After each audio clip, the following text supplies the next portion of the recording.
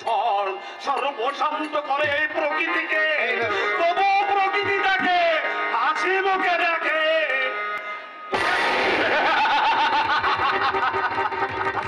পাছালে আর পাছালে সারা মেজাজটা করে খট্টা হয়েছিল, এই সকাল থেকে একটা ধোয়া পড়ে পড়েনি। যাক নেই মামাচ্ছে মামাই ভালো।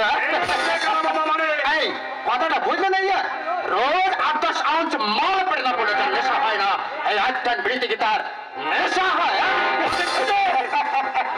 হ্যাঁ মদ খেতাম, মদ খেতাম, পকেটে মারতাম, পুলিশের চোখে ধুলো দিয়ে আমি স্মাগলিং করতাম।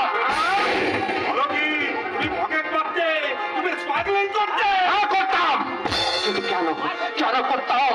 মায়ের পেট থেকে আমি তো পকেট মার বা স্মাগলার হয়ে জন্মাইনি। ওরা ওরা আমাকে এই পথে নামতে বাধ্য করেছে।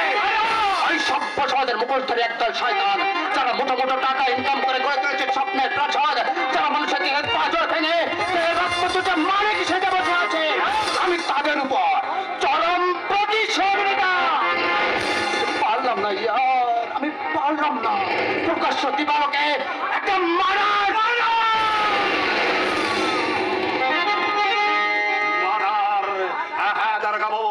আমি মার্ডার করেছি, আপনি আমাকে অ্যারেস্ট করুন। এই দেখুন আমার হাতে রয়েছে রক্তমাখা ছুরি, আমার সারা দেহ দিয়ে কাম করছে, আমার চোখে দুটো দাও দাও করে। কাকে কি বলছো তুমি পাগলের মতো? আমি ভুলে গিয়েছিলাম ভাই, যেটা জেলখানা। আচ্ছা তুমি কি সত্যি কোনো অপরাধ করে জেলে এসেছো? আসছো কেন? তোমাকে দেখে বা তোমার কথাবার্তা শুনে তো মনে হয় না যে তুমি কোনো অপরাধ করে জেলখানা আসতে পারো।